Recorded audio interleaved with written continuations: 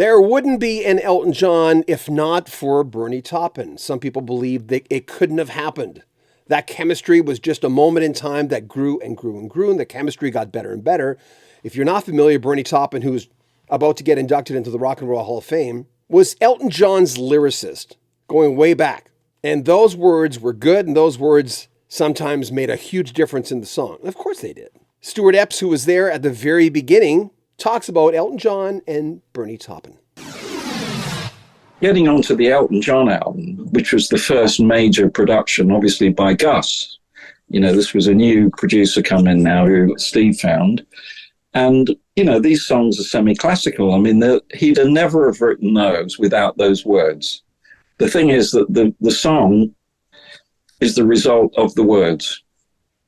You know, Elton doesn't sit on the loo or something or go shopping and he's get a tune in his head, as far as I know. The way Elton writes songs is that he gets a lyric in front of him, generally from Bernie, and he decides if it's going to be a ballad or what it's going to be, and then he writes the song. He's a genius, and then the melody comes to him and the chords come to him and he's away. So in answer to your question, there wouldn't have been an Elton John but for Bernie. I don't think. Not in anything like the same way, you got to say, you know.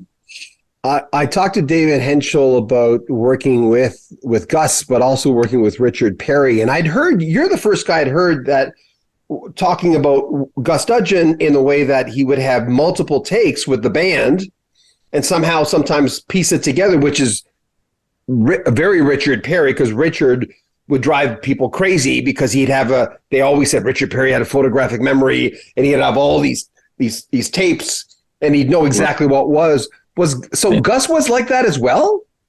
Absolutely like that. And he would not only drive everyone mad, but he would specifically drive me mad when I was his engineer.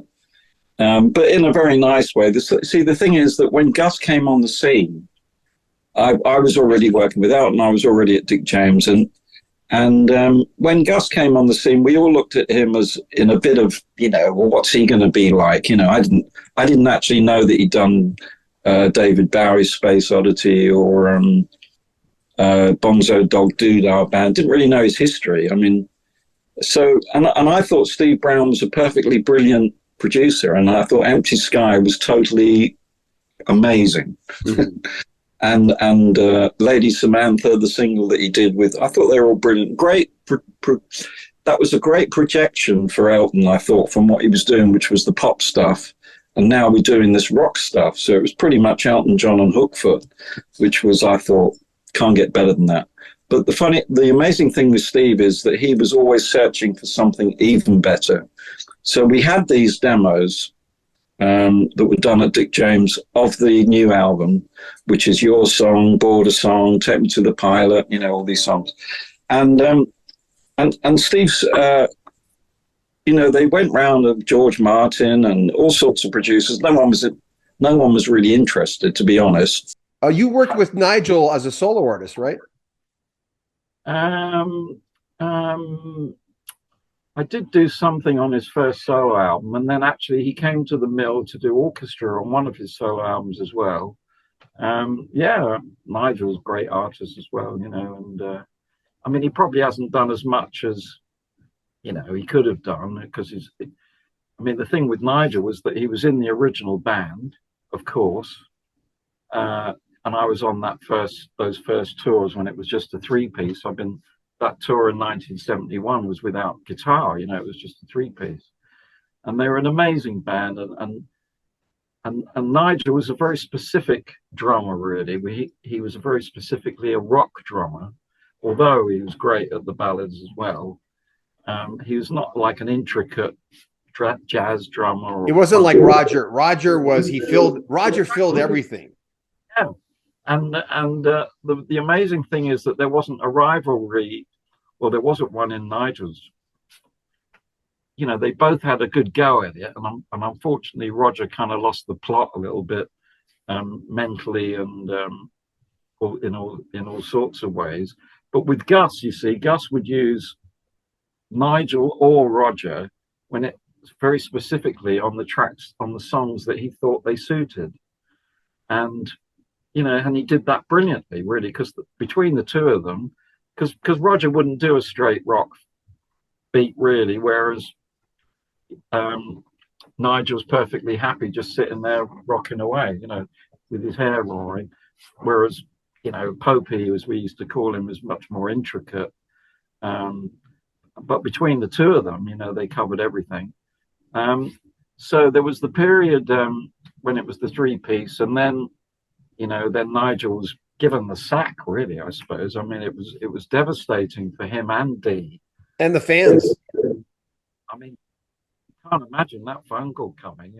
Well, I don't know. I think he did call them personally, and say, I fancy I fancy a change. Can you get another job for a while? What bloody blow.